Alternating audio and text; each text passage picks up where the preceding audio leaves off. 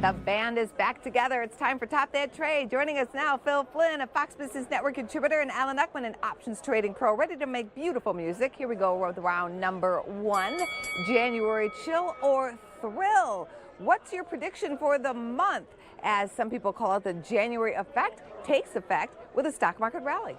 Well, I was looking at some of the prognosticators, and I'm looking at a bigger rally than they're actually expecting. Average rally that the big banks, all these guys have called, is about 15% for this year. Now, I'm not saying it's going to happen this year, but I'm thinking 3,000 first in the S&P, and then 3,200 if you take the distance of the sell-off on top of those old highs. This time of year, the prognosticator that I like to look at is Punxsutawney Phil for the weather. But in January, I'm looking for spring. I think he's still hibernating. I want spring. But I'll tell you what, I actually think that these prognosticators this year are going to be as accurate as Punxsutawney Phil. I think they're going to be right. I think the stock market's going to soar this year. I think last year's sell-off was just a major correction. I think the economy's doing great. I just think the market will find that out in a few months. I see I have two bulls in the house. Let's take you on to round number two.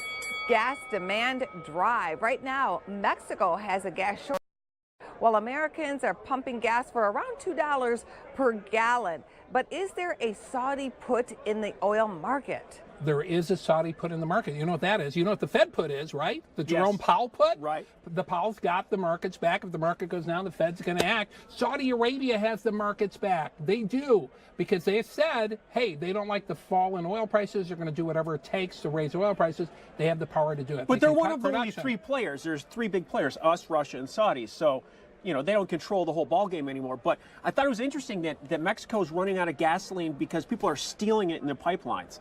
Well, yeah, and part of the problem is that Mexico has not allowed foreign oil companies to come into their energy industry for generations. Right. Here they are. They're sitting on some of the world's biggest reserves of oil. All right, so do you think gas prices are going to rise or fall from here? They're going to rise. All right, crude oil's made a comeback, up 9 sessions in a row. Or very close to it at the close here. So it's a big U-turn. If you look at the price pattern of crude oil and compare it to the price of stocks, it's almost the exact same thing. They had the same fall and the same bounce back. Let's see if it can continue. I think a stock play that we can look at, they have to get gasoline to Mexico from the United States.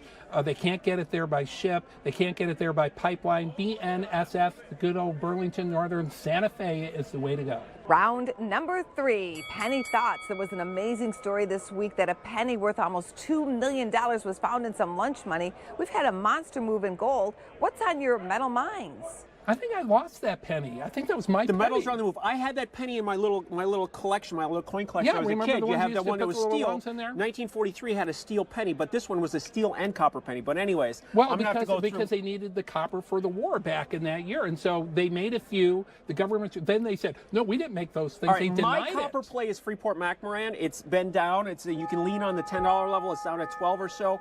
So look long term. I think the copper market can come rebounding back. Combination of the China concerns and the fact that the dollar continues to go down. New 3-month lows in the dollar. And palladium, if you like that market, it's hitting record highs every day. It's actually doing a lot better than copper because those supplies are a lot tighter. And it doesn't totally depend on whether we get a deal with China or not. Here's your bonus round question for today. We've hit the cold month of January, and it is ticker time. Here are some tickers. Winter, WNTR. Snow, SNOW. Skis, SKIS. Are all of those tickers true, or is one of them false? Winter, I'm not falling from the for Winter this. Warlock. Winter is a fake. I'm gonna call nonsense on this whole thing because December was cold and the stock market's hot now in January.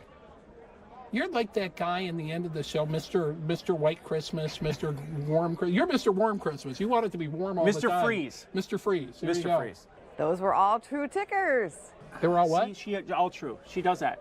She does that to us. Oh, okay. They're all true. That's not nice. I really don't try to make this hard, guys. I know. That's all right. That's okay. Well, we'll just sit out here Angie and freeze to death. Angie can't tell a lie. She can't tell a lie. Yeah, that's the problem. She can't tell a lie. Yeah, if I could see her face right now, her nose would be out here. Business First AM continues right after this.